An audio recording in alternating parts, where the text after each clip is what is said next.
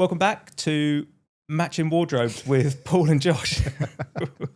Completely unplanned, but we've turned up wearing exactly the same thing today. Looks like we got dressed together. I don't know whether it's just because we've had the weekend in between these chats. Usually we do this on a Friday. It's a Monday today. So I don't know. We've kicked the week off in black and it literally looks like we got dressed together. It can only get more colourful for me, I think. Yeah, hopefully. Yeah. So how was your weekend anyway? It's weird because usually I speak to you every single day.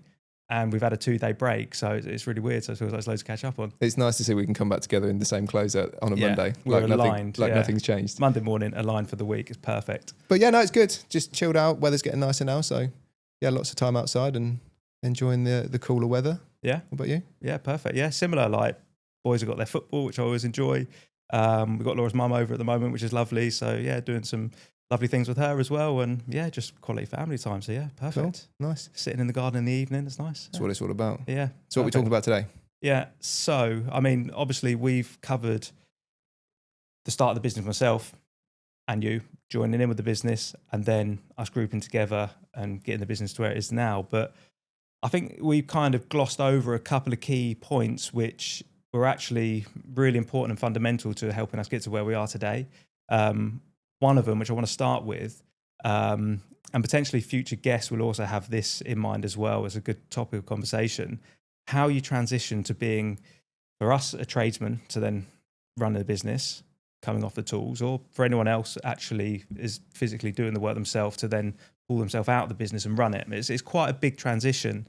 And I think as you pointed out previously, you obviously spend years to learn an apprenticeship, to learn your trade, to then do that thing. All of a sudden you have to do something new and different, and there was no apprenticeship for that. There's no time to learn. So yeah, just wanted to dive into that a little bit about that transition from being on the tool to then pulling yourself away and actually running the business. I know it took a little bit of persuasion from myself to you at that point, because I was a little bit ahead and stepped off the tools already. And I was saying to you, Josh, you need to come off the tools. One, I need some help running this business. And you also, you need to be able to see everything from a different perspective to help yourself as well. I mean, can you remember clearly back to that point?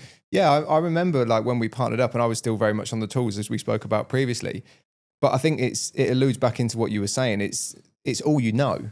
You spend all your life doing something that then you've got to do something else and you've got no experience in it. Running a business is such a sort of loose term for what we do on a day-to-day basis. Do you think it held you back from coming off the tools because there was like a little bit of unknown about what to do, or how probably? Yeah, probably. I think it was that unknown, and I remember at the time we had to put a plan together, and I can't think in my head at right now if that plan was because it was like time for me to accept it and get on with it, or whether it was just because there was so much work going on. But I do remember it as, I think that the type of personality we've got is that you just go head on into anything, jump in at the deep end and you sink or swim. That's how me and you operate, and that's how our attitude to work is. So there was never a worry in like, oh my God, what am I going to do here? I don't know what I'm doing, because you just adapt and you overcome.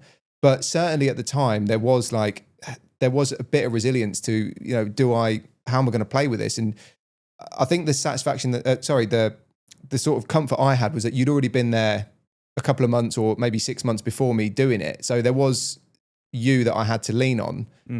Had I been by myself, I think I'd have struggled a lot more. Yeah. So my question back to you is, like, you didn't have anyone there. So how did you feel at that time when it was like, right, I need to get off the tools now because it could be a detriment to the business if I don't? Yeah, I mean, it was quite a tough decision to make, and not something that was immediate either. It sort of like phased its way out. But I can remember like an immense feeling of guilt, because we had a few other people working for me at the time and I was working with them. So if I'm now not doing that work with them, I felt like I'm letting like my team down. I felt like I'm not pulling my weight. And I felt really guilty. But if I hadn't have done, then the next job wouldn't come, because I wouldn't be able to go and meet clients and secure the next work. I wouldn't be able to do quotes. I wouldn't be able to do invoices. But when you're a tradesman, as we know, you don't look at what those people are doing to actually help you have future work. I can remember thinking, as soon as my manager left my site back in the day, he probably just went and put his feet up, which is what I feared that people would think I was doing. So I felt an immense pressure to reassure the guys of what I was doing. I'd even say, guys, I'm really sorry, but I have to leave the job now because I have to go and do a quote. I have to go and see a quote. And I was like justifying myself to the lads, which I probably didn't need to do. But in myself, I felt that I had to reassure them that although I'm not physically doing something, I am still working, and it is for the betterment of the business. So yeah, although I didn't have someone to lean on to sort of get that reassurance, I knew it was right, but didn't help feel guilty. No, and I think it can eat away at you by doing that, by thinking that you're feeling guilty for being away from it, but also I think it can be such a detriment to the business if you don't do that early enough, which is probably where I was at the time, that it can actually have an adverse effect on it because you're so in doing the job that you've got all these people that need work bringing to them to keep the business going and growing. If you don't take yourself away to do that, you're not going to get that work for them. It's not going to carry on growing. And you're so tunnel visioned on what you're doing day to day with the tools that you're sort of not thinking about it. Yeah. And it can lead down a bad path if you don't do it quick enough. Yeah. I mean, even just the time in so much as we needed to interview X amount of people at that time to be able to deal with the workload that's coming in. If you're in there doing the work, you can't even have that time to prepare the team for the future work that's coming ahead. So I think it really got to the point where I was like, Josh, we have to stop. And I think it was kind of like, all right, just do mornings, just go out, do a couple of jobs. And in the afternoon, we'll meet and we'll go through stuff. And I think that's how we phased it out. Yeah. And then it gradually got to a point where, okay, this running of the business was literally a full-time job for the two of us to grow it in the way that we did. And I think at that time there was a lot of conversations we had day in, day out. And I think over time we just gained confidence off of each other on where we needed to go. And I think it was just a case of, right, we now can put 100% effort into growing this company. Yeah. We both knew where we needed to get it to, but I think having each other, we kind of like steered it in the right direction with bouncing ideas off each other constantly. Yeah. See, this is the thing though, we knew where it had to go, but as I mentioned there, we were turning ourselves from tradesman to now a managing director of a business, which neither of us have ever been before. So how do we do that? We don't know. I can remember messaging people that I'd followed on Instagram, like other sort of business owners that got a really big name in the industry, to see if there was any chance of like a chat or advice or anything. I didn't get any responses. Really? Which, yeah, it always plays in my mind because now whenever I do get a message from people messaging me saying, oh, I'm either thinking to come to Dubai or even if it's just a message to say, oh, I've seen what you're doing, looks good. Like I always reply back. And not to say that I'm inundated with messages because I'm absolutely not, but I would always maintain that focus and, commitment to reply because I didn't get any responses. And it really made me feel that, do you know what, Paul, no one's going to help you here. No one's going to do it for you. You have to work this out on your own.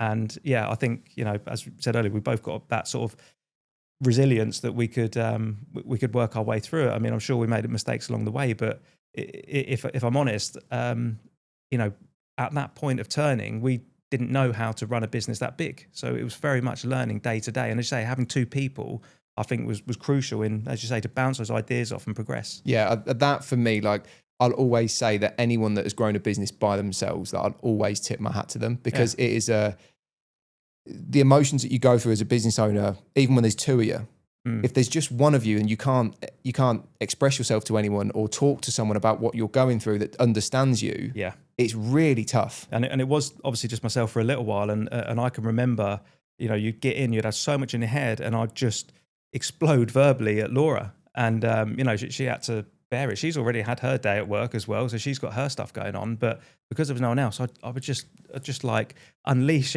all my days, like what I'd done, the frustrations, the good things, the bad things. And I mean, I'm sure there was times where she did tell me just to shut up because it was just too much. It can be quite a lonely place. And as you say, anyone can do it on their own. Like it's really, really impressive. Yeah, I think we've seen some people that have done similar things by themselves, and I just think I really do like take my hat off because I think it'd be, I don't know if I could do it by myself. It would be really hard. Like I think we've come a long way together, and the fact that we have got each other every day to bounce that stuff off really, really helps. Yeah, I mean, it's funny, you think back even a few years ago when we had got our full-time accountant for the first time. We were outsourcing it previously. We had a full-time accountant, and we don't even know her job role inside out because this is new to us as well. Like she's showing us a balance sheet. Like, what's that? Like you're just learning as you go. Like she knew more than us, so we've learned even more from her. So it was really important as well when we made those decisions of employing people into these roles that we didn't know. It was like getting the right person that knew that inside out, so we could actually learn from them as well. And I'm still learning. I think so much about business and the right, making a successful business is putting the right people in the right areas. That's something that I learned really quickly. Like, we're not good at everything. We are, as we keep saying, we're tradesmen. So we don't know accounts. We don't know certain areas of the business. But if you employ the right person and put them in, they can do that area for you whilst you can focus on the things that you are good at. Social media is probably a good one to point out because Laura is in this room and we had no idea of that. Anyone that can look at our social media a few years ago. Don't drag me into that. Okay. Yeah, that was me. I'm guilty. So yeah, another case in point there. Get the right people involved. Exactly. There's certain things you need help with. And, there's a guy that runs a company that I'm fond of, the company, and I listen to a lot of podcasts that he's been in, and he removed himself from the CEO position of his company because he was no good at it. Right. And he brought in a CEO, and that really transformed the company and the way it grew into where he wanted to get it to. But he recognized that his skills doesn't lie within running a business or running a company. His skills lie with the product that he sells and designing the product that he sells. And that for me was a huge eye opener, that look, you don't have to be the best businessman in the world as long as you've got something that works. Didn't and you Ben identify. Francis do that? Ben Francis do that at Gymshark, I think he? I think the he guy did I'm same talking thing. about was he removed himself from his business as well and got someone in. I mean, that was huge. I mean, I guess he was a young guy as well. He's running a £1 billion business. He obviously that's not his skill set, and he did the same thing, I think. Yeah, the guy. I mean, the example I was George Heaton at Represent. That was what he did, and he removed himself from that position. I just think, you look at these huge businesses and they're grown from nothing. The guy at the top doesn't have to be good at running a business. He's made the product and it sells, or the service and it sells. As long as you can identify what you're good at and you put the right people in the right areas, that's what takes your business from one level to another. And I think that's hugely important. The sooner you identify that, the better. Yeah, that's right. Yeah. And I think it's played a real key part in helping us learn as well. Like you say, getting those experienced people in that know what they're doing, so we can learn off them as well. Because we're not afraid to say that we don't know everything about everything. So yeah, that was crucial. Plumbing and AC will give it a good go with anyone though, right? Yeah, I mean, you can't really use air conditioning in that sentence, and I can't really use plumbing in that sentence, but yeah, we'll give it a good go. But yeah, I mean, I think that transition for me, I personally found hard. The guilt was real. Yeah. And even now, like if we're, you see a team's having a hard day and you've gone out to see them and they're busy on a job. Even now, I feel that guilt from walking away, even though I have plenty of other stuff to be getting on. You still feel that guilt from walking away from a job because this is your trade. This is what you created, and it's yeah, I don't know. I guess it's a piece of you, and you just feel that guilt from walking away from the physical work. And I think the other thing that ties into that is the letting go, right? Letting go of what you do, what you know, what's your bread and butter every day. You've done it for 15 years plus. Like, you do have to let go at some point. Yeah. It all ties back into running the business, because if you don't let go, you're never going to expand. You're never going to grow. But I do think that it was hard for me as well. Like, now you get struggles in different ways and different things you feel guilty about. But at the time, it was the unknown. And I think it was the fear of the unknown. But you still head into it knowing that you're doing the right thing. And I think you've just got to trust that you're doing the right thing. Yeah. But I knew you saying, come on, I need help here.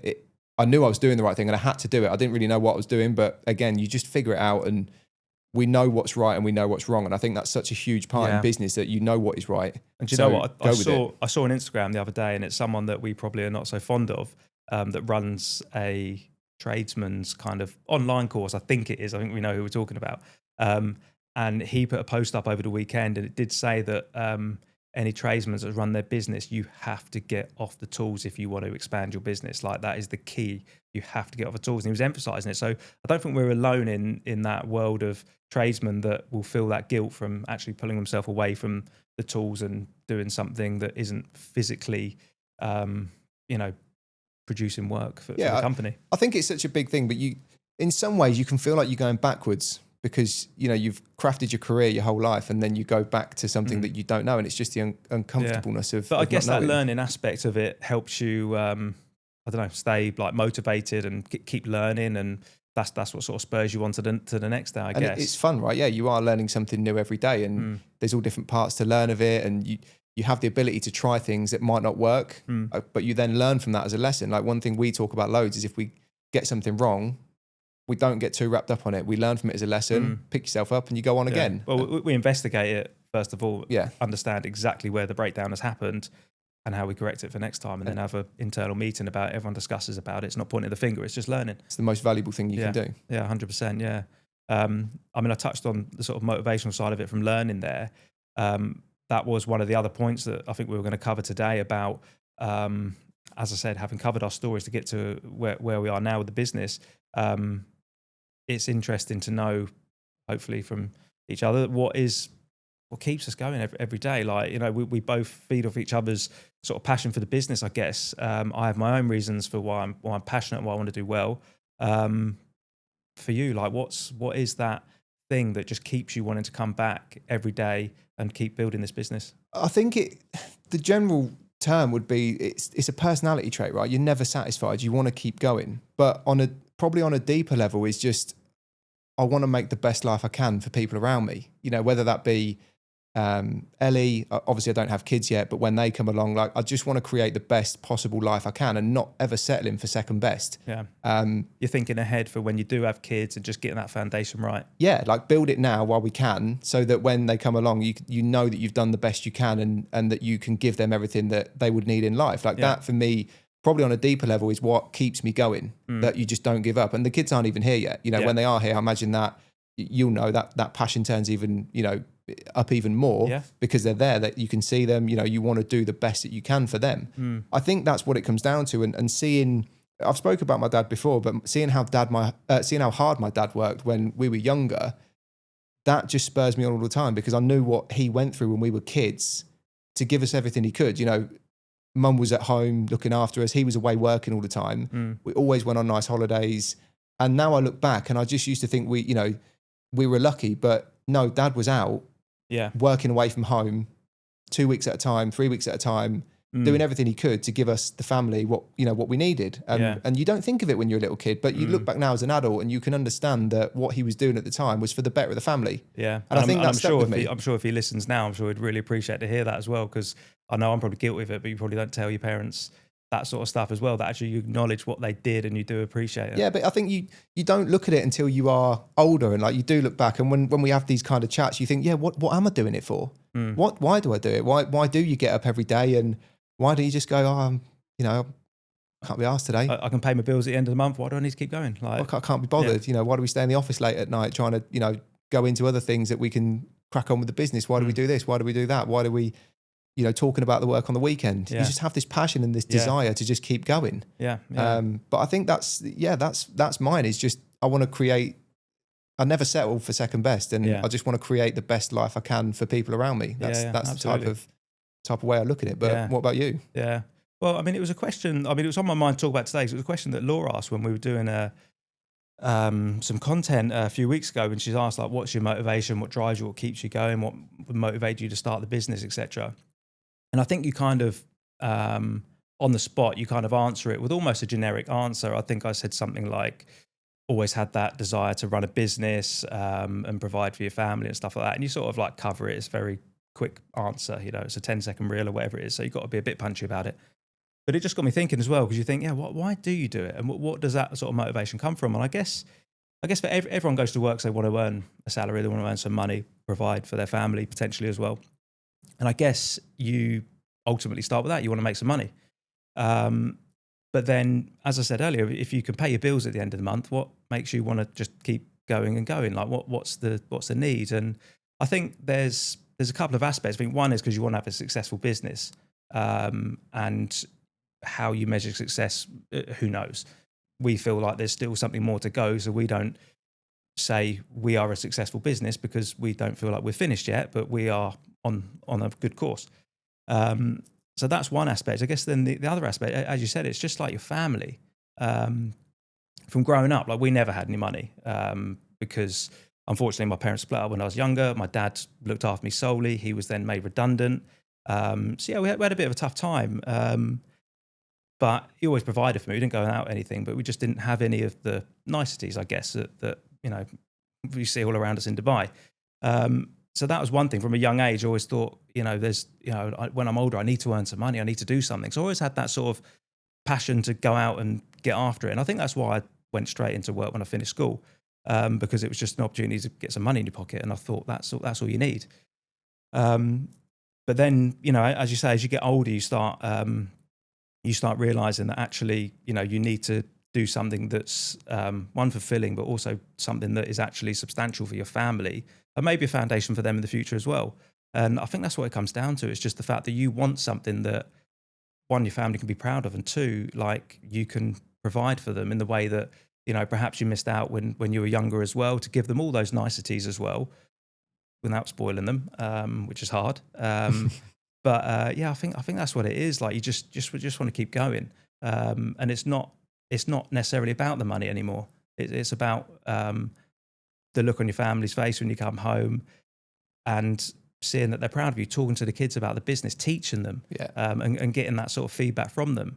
And I think that just keeps you going. It just wants you to keep going and going. There's them words like, that you mentioned, they're proud. Like that's such a big word in my world. If somebody says I'm proud of you, or it does mean a lot. And I don't know where that comes from, because mum and dad always used to instill that into us when we was younger. But I think, it's what keeps you going. That, I mean, our attention span also isn't the greatest, so you need something that's quite stimulating day to day, right? It's got to be something it's different 100%. Every day, and that comes into it as well. You couldn't just have a regular job. But yeah, I think there's just this unfulfilling desire to do the best you can, and I don't know where it comes from. It's obviously something you grow up with, or a personality trait that we both share, that most business owners share. That you just want to keep going and going and going. And as we've said in a previous podcast, I can't see we'll get to a point where we're both like, we're done now. That's all good. Yeah, we've done what we needed to do, because you'll be onto something else. Yeah, and it's just something that happens all the way through life. And I look at my dad now, and he's not far off retirement next year. If you see this, you are retiring next year. And I don't think he wants to, because he still has that passion and that desire to get up and go to work every day. And that's what he wants to do. He gets enjoyment out of it. And again, that's something I've watched my whole life, and it doesn't leave you. I don't find it leaves you. And once you are exposed to that your whole life. Yeah. Yeah. And I mean, I think also as well, there's an element of, I feel like from my background of growing up, like kids from the estate where I grew up, weren't meant to potentially come to Dubai and run a business. Perhaps they wouldn't even get out of the town. So it feels like I've got like a bit of a chance that perhaps somebody else may not have had. So I feel like I need to take this and I need to keep going. I think that also spurs me on as well to like appreciate the opportunity that, I've not just fallen into it, I've worked hard for it, but managed to get some sort of opportunity, which I probably in reality when I was a kid never thought I would have. So we can now take it and really try to make something of it. And that really spurs me on as well. And the stubbornness to never give up. Yeah, 100%. Never fail. Just keep going, pick yourself back up. That goes right back into the early years of, it's not an option to fail. So you just keep on going with it. Yeah, 100%. And I mean, you can't, from again, going back to where I grew up as a kid, like you can't show any kind of weakness, because then you're vulnerable. And so even if it is a front, you have to show that sort of resilience or have a bit of it at least inside, so you can keep going. So I think that's helped even today. Like if you do get a knockback, you can sort of like just let it bounce off you and, we're going to push through. We're going to keep going here. You have to. Like you learn that. I think that's something you learn in business very quickly, is that, you can't let things affect you. Yeah. You really do have to pick yourself up and just keep going. Yeah. As you said, even if you are fronting it up, sure, and you deal with it later on by yourself, you do it, but you just need to keep going and keep on pushing through. And I think on that sort of note of, those sort of processes happening, is there anything that of note that you can remember that you think that was tough, that really hit me here, but I've bounced back and I've learned from it? I'm actually glad it's happened, because now I'm able to progress on from it. Yeah, like, I mean, for me, there's two key points in my life, and I'm talking my life, not even like since I've been out here with the business, but sure. 10 years ago, I did a ski season and didn't work, just had a load of money that I'd saved up from work and went out for 4 or 5 months and enjoyed it. Nice. But I came back from that like skin without a single penny to my name. And I remember the day I got back, a friend asked if I wanted to drive to Cambridge to go, for some food or whatever. And I had to say to him, I've got no money. I can't. I have literally haven't got a penny. I borrowed money off my mum to put fuel in my car to drive back from France because I'd borrowed so much money off my dad whilst I was there that I just had nothing. Yeah. And I think from that point forward, the second time, you know, I used to buy and sell cars when I was younger and lost a load of money on that. I went skin. And I think what the most valuable thing that taught me was that you can bounce back all the time and that money is just a tool. And that is one of the biggest things, even to this day, that I look at money as a tool rather than, you know, a commodity or something you own or whatever. And I mean, it's great to have money or whatever, but if your life doesn't really change without it. And the sooner that you learn that, and you learn that with money you can do certain things with it that without it you can't, that taught me a huge lesson that, you know, going back to that place of having no money, when I look back there now, like I still had a roof over my head. I still had a meal on the table at night. It made no difference. Yeah. But that now, I don't think you're scared of going back there should it ever happen again, because you've been there. You know what it feels like to be there. And I mean, that was only 10 years ago in a different place to where I am now. But that was probably one of the biggest lessons that I learned early on. And it's something that I still, you know. How long did you not have any money for when you came back? Quite a while, because I had to pay a load back. Really? But no, I remember getting back, and my dad at the time was still contracting in London, and I went straight back on site after 4 or 5 months of being on a ski season, having the time of my life, back into London, 5 o'clock in the van, down to London, start work at 7:30 on site. And I remember the first few weeks, I was like, what am I doing here? And I don't know your dad personally, but I get the impression that he might have been the type of person that would think, right, you've been having it off for a few weeks, you're going to work now. 100%. Earn that back. And there was no moaning. There was no, he didn't want to hear it. It was, you know, you're lucky that you've got your job back, that I'm taking you back on. So yeah, I mean, I had to get back on the graft, and it was sort of April time. So it was still cold in the UK. And I was up a 30-story tower in East London, plumbing away and earning my day rate. And just had to pay my way out of the hole I was in, and then get some money back together again and pick myself up and go again. But that was probably one of the toughest times. But again, you get through it.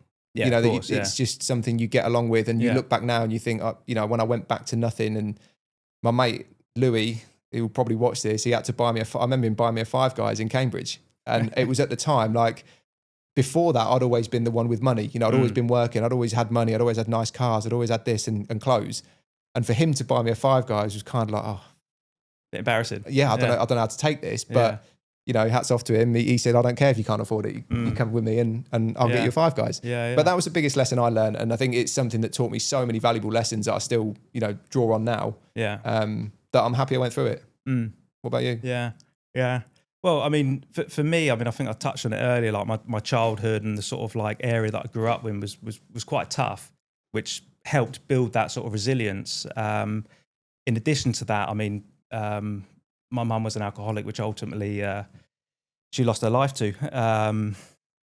In fact, it's actually 12 years tomorrow. It's tomorrow. So it's quite so it's quite fresh in my mind this time of year. But going through that process of like seeing the deterioration and the struggle that she had, and she did try to stop like several times, but seeing that was really, really tough.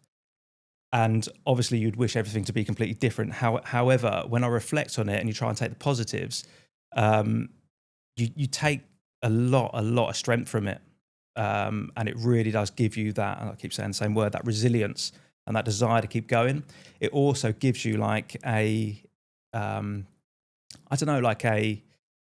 new sort of level of energy to make sure that you are on your path for your kids and you don't deviate from that. You don't let these things and addictions can sneak in quite easily, as I've witnessed. And is that because you know how you felt at that time, that you don't want to inflict that thoughts on your boys or anything else? So you got to make sure you're in your lane, because you know how you felt at that time.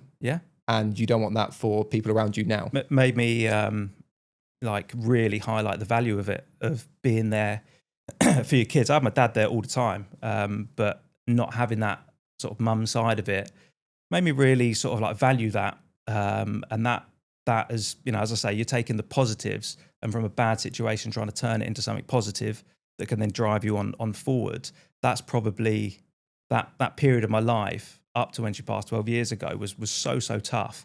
But as you sort of like try and mentally sort of rebuild from it, you look at the positives and take that out, and it gives you that that positivity for your kids, for your family, and how you want to be determined to stay in your lane. But I think then again, you keep saying the whole time you're talking about it that you're taking positives from it. Yeah. In such a deep traumatic time for anyone. Yeah. You're trying to see the positive in it, and that, as we were talking earlier, like how do you navigate through business and the tough times? You're taking positivity from one of the most deepest times that most people can get consumed by. Yeah. And I know people that has happened to them and they've gone the other way. Yeah. They've not took positives from it. They've took all the negatives from it and they've not managed to get out of it. And it's tough to, to keep going. But yet again, you pick yourself up and you attack life going forwards. That's it. And it teaches you them big lessons going forwards. Yeah. And I think because there was so much negative about it at the time and up to it, that the only thing you can do is look at, right, what have I learned from this experience? How can I make sure that this isn't repeated in the future? How can I make sure that, what she gave to me, ultimately my life, how can I make sure that I give that the best go of it for her as well? I think that, that's probably one of the key, or it is in my life, the key sort of point that I think I probably learned a lot from, and to build that sort of mental resilience to be able to like focus and push on. And if you can come through that, there's probably not much else that's going to knock you back. Especially to come out the other side and then, as you said, move across the world, start a business, and carry on going through all of it. Like you learn a lot of big lessons. She passed away on the 11th of November and I moved out on the 31st of December. It was literally right before. So there was barely any time to like hang around, and it was. I didn't know that. Yeah. Within 2 months I was gone. Yeah. Not the decision was made then. The decision was already made, and then that happened in the build up. So while we're trying to get our head together and work things out, then I mean, how do you look at that now? Do you look at that as kind of a good thing or a bad thing? Because I guess at the time it's like you want to be at home and around family and dealing with it. But then also, if you're in this new environment and you're trying to create a new life, there's gaps in the day when probably you're getting a little bit of respite and break from it because you've got something else to focus on. Yeah, well, I mean, fortunately or not fortunately, I don't know how to look at it really, but there was enough time for us to have that time as a family before I did leave. Potentially it was kind of coming. We sort of knew as a family it was coming. So maybe the timing was kind of okay. To give us enough time as a family before I left to make a new start. I didn't know it was that close. Yeah. I knew obviously what had happened, but I didn't know it was that close. I did feel guilty as well, leave my sisters, but yeah, they're tough cookies as well. Wow, bloody hell. Yeah. Tough times. So yeah, that was a tough point. But as I say, you take the positives and it builds that inner strength and also ties into the motivation as well, that you get to see that you are only on this planet once, and if you've got a chance, you may as well give it a good go. I think that is one thing that I always stand by, is give it your best shot. Yeah, always. And I think one thing we do a lot of, and I know I always live by this, is say yes and deal with it later. Like I've done that all through my life. Even recent things that we're doing is just say yes, even if it's maybe not possible or you're not in the right position to. Don't say no if it's a good opportunity. Say yes and then deal with it, like all the time. And there's always a way of doing something. What happened with us earlier in the year, and that at the time I didn't know how it was going to happen, but I said yes and it happened, and there was a way around it. And I think that kind of ties in with the motivation, because you're kind of motivating yourself. Like when you say yes to doing something or an opportunity or something, you've committed to it. Yeah. So then the next step of that is actually actioning it. And you need the motivation to action it, because you can easily talk yourself out of things. Yeah. And these new things and changes as well, it helps keep it fresh in your head and it spurs you on to then push on and achieve it, especially if it does feel like potentially this is unachievable. You improve yourself wrong. And I think that's what I like. It's the kind of things that feel unachievable to me or to us or the business, that if something happens and you think, I don't know if I can do that. I really don't. Maybe that's too far this time.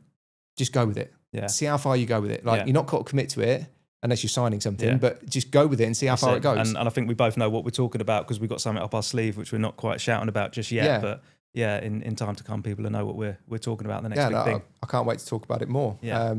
But I guess the final thing I'd like to talk about is the we've gone from tradesmen to business owners. We've built a business, and we've glossed over a lot, even in this episode. But what are the main things that you say you'd struggle with that most people wouldn't know, or most people don't get to see, because we show the good bits, we show some bad bits, but really, like, personally in yourself, what do you struggle with on a day-to-day basis of running the business and doing what we do day in, day out? I think one of the struggles is trying to keep everyone happy. There's a lot of people now, and it's trying to keep everyone happy while treating everyone the same. It's really, really hard. It's a real fine balancing act, because as part of that sort of, like, person management, some people do have to treat you a little bit different. Some people like an arm around them. Some people react better if you talk to them sternly. Some people prefer you to bring them in the office and have a chat and see what's going on, help them out. Some people don't. So it's that bit I find really, really hard. And then from a business perspective, one of the things that I really took some time to get my head around was going from when you're just going to do a job and you price it, you're like, you can think to yourself, well, it's going to take me that long, the parts cost that much, that seems about right. That's good value for my time to go and do the job. To then pricing a job for other people to do it on a bigger scale, we're doing some big jobs now, pricing stuff and getting it accurate to make sure you got your margin in it, which takes into consideration all of your overheads in the office and everything that goes with it. That was one of the things that I found quite tough to get my head around and get the pricing spot on. I think we're really well priced now. I think we're right on the money. We make a healthy margin which does not take the mick, and we cover our costs well to be a sustainable business. That enables us to do a really good job. To get to that point where we're at now, that really took a lot of, like, brain power to get around, to be able to get those prices right. And that's probably one of the things from a business aspect that probably took me longer than I thought it would have done to properly understand. Yeah, I think you say there, the being on the money, like, there's so many different variations of being on the money in Dubai. And as we know, people will price things for nothing. Mm-hmm. People will price things overinflated.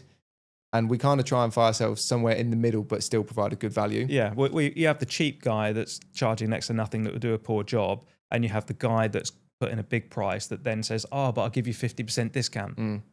Like, we're just transparent with our pricing. Yeah.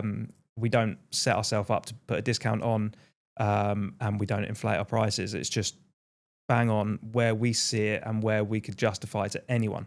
And I think that's where some people, if they have the misconception that we're expensive, it's probably because they've seen the lower quote. But 9 times out of 10, when we look at the lower quote, it's completely incomparable to our quote, because we're quoting for 2 different jobs, 2 different things, 2 different sets of materials, 2 different two qualities, skill completely. levels. Yeah. And we see it time and time again. If we're comparing apples for apples, we need to see that. And if somebody's doing it a hell of a lot cheaper and it's a genuine price for the same thing, we'll tell someone. Never happens. Never happens. It doesn't. It's either completely the wrong job, because they can't do what we're offering to do to the quality we're offering to do. So they price something else and a number on a paper. Oh, that's cheaper. We'll go with them. I mean, we see it all the time, and we quite often put those jobs right as well. As we are doing it on the big one at the moment. Yeah. But yeah, I mean, is there anything else that you've got, questions wise, or to cover? No, I think the 3 key things that that I wanted to talk about today was obviously the that transition and the motivation, turning points that have helped us have that resilience to keep going as we do today. And then obviously, like, touch on, like, business struggles. Did you mention a business struggle that you find day to day now? Probably not. No, because there's none. No, there is. I mean, there's a lot. Like, I think we both know you deal with a lot of things by yourself in your own head, whether it be personal battles or whatever. I'd say the biggest one I struggle with is imposter syndrome. Like, we've touched on it before, and I know you said you do sometimes as well. But I think for me, the big one is when we see everyone together, and you see all those people. And for me, I'm just like, oh my God, these people rely on me and you. Yeah, to keep going forwards. Yeah, when we did that photo shoot the other day, I couldn't believe that the vans just kept coming in and kept coming in. I know, and in. I said to Laura about it, and I was like, I look at all them people, and I'm like, you look at me and Paul to pay your salary so that you can live your life, and then every other single person that stood there also thinks the same thing. Yeah. That is when I start. And it, you know, in terms of business, it's not even a huge business. It's fairly small, but every one of those people rely on you as a leader to keep the business driving forward. And that's one thing that I probably struggle with, is the imposter syndrome. And then work-life balance. I was just chatting to Ellie about it this morning, and she was saying half the time when she thinks about it, she wouldn't even think that I am a business owner, because I try not to bring work home. We discuss work so much, and it is such a huge part of my life that we have to, and we talk about it. But I always made a pact that I leave my stress at the front door. Unless it's something that's really bad that I can't, I'll always leave my stress at the front door, and then we can talk about things, but I never try and bring stress into the house. And I've always been good at that. Even if when I had a stressful job before moving to Dubai and London, I could shut that off. I could shut that off before I got home. And that's something that I'm really sort of passionate about. Is it not, I don't want to inflict stress on her from work. And likewise, when we get, kids of our own, hopefully one day, I don't want them to be exposed to that either, because, we're around so many kids at the moment with our friends and that kids are little sponges, and you can just see that they'll feel that and they'll know that. So that's one thing that I'm really passionate about. Is it's good if you can. It's very hard. I know. I mean, I try to leave my bad energy at the door before I go in, but like I say, sometimes it does overwhelm you and you can't help but bring it in because you want to chat to someone. That's ultimately what your partners are there for as well, to help you out when you need it. But yeah, I try. It is hard. If you can do it, it's very good. I try and just bring in the positives. And as you say about the kids, like Leo especially, he's only 8, but he loves hearing about the business. He loves hearing about, the sort of technicians that we've got and what jobs they were doing, and how are they making money to make us money, and the business money, and how do you afford like 15 new vans? Like he's interested in it. So it's cool to be able to like speak to him about the niceties of it as well. But that's nice that he's showing an understanding and already, at his age, that he's exposed to that. Yeah. It's a different exposure to what me and you were exposed to. And do you know what? That's just reminded me of one thing that I missed on the last video. And Leo, if you have managed to listen to 47 or 48 minutes so far, because this was on YouTube, I was meant to say, like and subscribe now. I don't know if it wins you a prize or something. On his videos it does. He's going to be so happy. But yeah, he told me to say that. So yeah, thanks Leo. I did remember this time. No, that's good. Well, no, I think we've discussed everything there. And as I said, I really wanted to, I know you did as well, that we've sort of built the story up to where we were, but also I didn't want to just skim over the fact that it is tough. It's hard work, and there's a lot of stuff that goes on away from the cameras and in our personal lives that we deal with separately. It's probably important to say there's a lot of good things as well. We have a lot of laughs in the office. We have a lot of laughs with the guys that work for us. And I don't think there's a day that goes by that I don't enjoy it as well. No. So that's what keeps you coming back. Yeah. And like I say, when we have these similar conversations with other business owners, people that have done a similar thing, I'm sure they're going to have a similar journey, but have totally different stories. So look forward to getting involved with some of those as well. I've got one thing I need to do, and that's answer a question from my mate Ollie, who left a comment on the last video. And I think it was something along the lines of, what advice would you give to somebody that is interested in moving to Dubai or looking at moving to Dubai? I'm the wrong person to ask, because I just booked a one-way flight and figured it out when I got here. That's kind of how I live my life. But all I would say is make sure that you do your research. And if you are going to do like me and you come here on a one-way flight, just make sure you've got enough money to last you at least 6 months, because it is a very, very expensive place, as we know, and it can chew you up and spit you out as much as you can fall in love with it. So just make sure you do your research on where you want to be, what you want to be doing. Is there opportunities for that? Come over and explore the place, have a look around, see if you actually do like living here, because it's a completely different place living here to what it is on holiday. And then take everything from there, and hopefully, if you do, it'll be the best decision you've ever made. I think it's probably key to mention as well that you're more likely to get a job if you are here. 100%. Like remotely applying blindly, you probably won't even get a reply. If you're here, talking to people, networking, so much more opportunity. A lot of it is word of mouth and people that you know, as we both know out here. Yeah. Perfect. All right. Well, on that one, we'll end it and look forward to the next one. Yeah, look forward to it. Cheers, mate. Thank you very much.